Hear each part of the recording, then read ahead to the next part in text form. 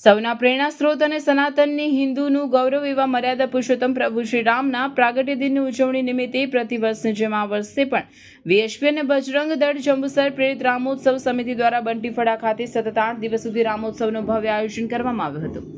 આયોજન થકી વિવિધ સત્સંગ ભજન મંડળો દ્વારા ભજન કીર્તન યોજાયા. સમગ્ર સનાતનની હિન્દુ માતા બહેનો, વડીલો, બાળકોએ રાષ્ટ્ર ચેતના અને ધર્મનિષ્ઠા જગાડવાના અભિયાનમાં મોટી સંખ્યામાં ધર્મપ્રેમી જનતા હાજર રહી સત્સંગનો લાભ લીધો હતો. રામનવમી નિમિત્તે ભવ્ય શોભાયાત્રા બંટીફળા ખાતેથી હરિપ્રબોધમ પરિવાર, સંત શ્રી પૂજ્ય શ્રીજી ચરણ સ્વામી, પૂજ્ય સાધુ સૌરભ સ્વામી, ડીવાયએસપી પીએલ ચૌધરી, શહેર પ્રમુખ મનનભાઈ પટેલ, વીએચપી ભૂપેન્દ્રભાઈ પંચાલ, પ્રતાપભાઈ સોની, શૈલેષભાઈ પટેલ, મોન્ટુભાઈ કોરાવાળા સહિત આરતી કરી પ્રારંભ કરાયો હતો. શોભાયાત્રા કંસારા ઢોળ પટેલની ધર્મશાળા, કાવા ભાગો, લીલોતરી બજાર, સોની ચકલા થઈ પરત બંટીફળા ખાતે સમાપન કરાયું હતું.